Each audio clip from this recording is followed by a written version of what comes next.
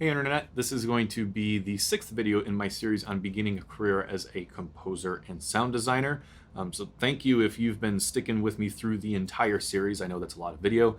Again, I took a talk that I gave that was about an hour long and split it up into a bunch of different sections. And today we're going to look at once you have generated a relationship with someone and you're talking to them about actually being involved with a project, how to approach that situation, different ways in which you can get paid, both in terms of your dealings with that person and the logistics of it. And then we're also going to wrap things up with kind of a reality check. This is a talk that I first gave or created for the students that I teach at DePaul University, and I give it to the more advanced sound and music students in the film and game programs, just so that they're aware of what they're getting into with this career. So yeah, let's dive into the end of the series.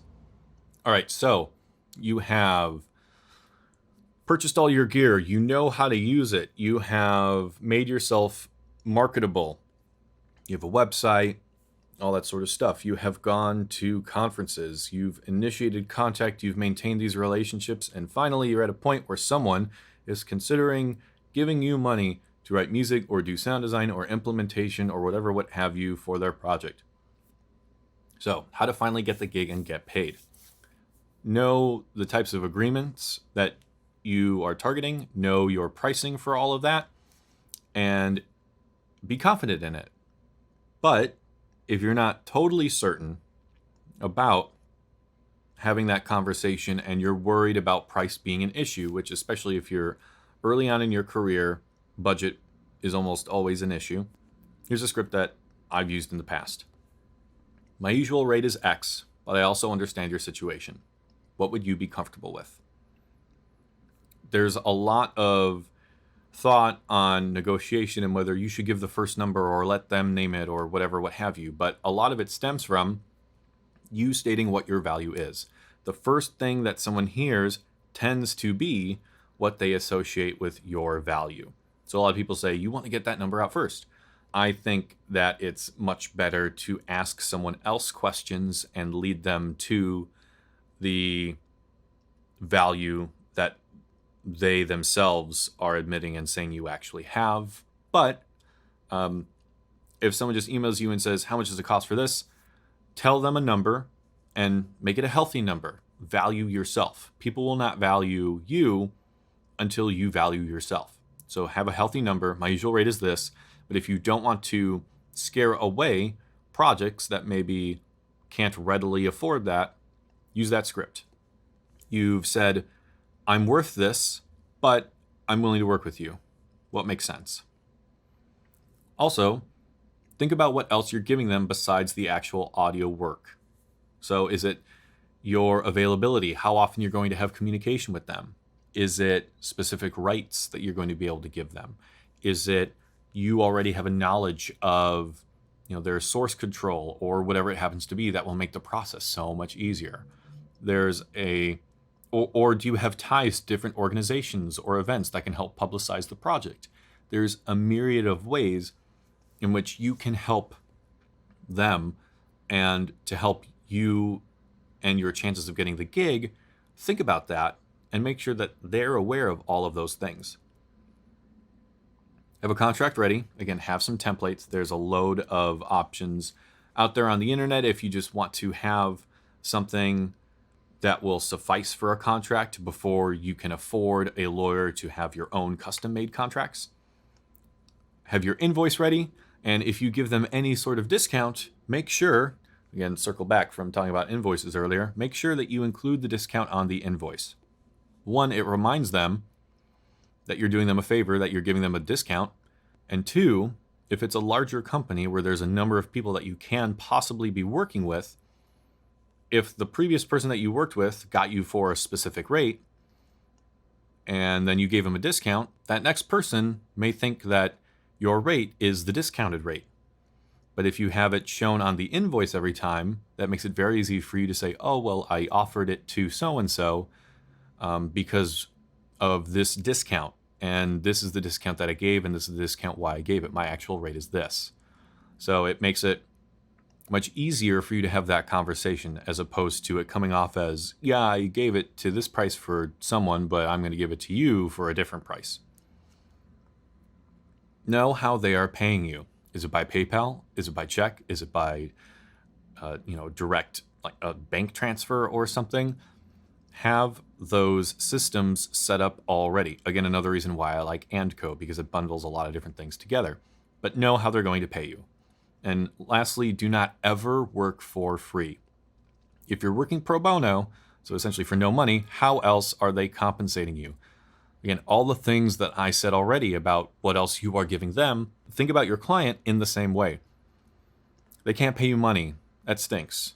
But in all of their marketing for the game, can they include some text that says written by this person? Can they have a link to your website on it? Can they have a whole page on their website talking about just the music or the sound design or the implementation of the project? Can they help you move? Are there introductions that they can give you? There are a myriad of ways in which you can be compensated, and it does not have to be money. Just do not ever work completely for free. I say again, do not ever work completely for free. Do not do it. All right, so how quick will success happen? It is a slow burn, and because of the nature of audio and music and the presence that people have of professionally done audio and music in their lives, only the exceptional can do it at all.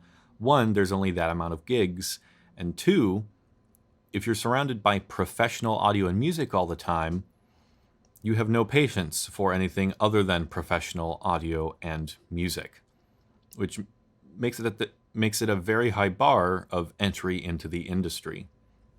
And that's different than many other jobs. Many other jobs, if you can do it, you'll find a job.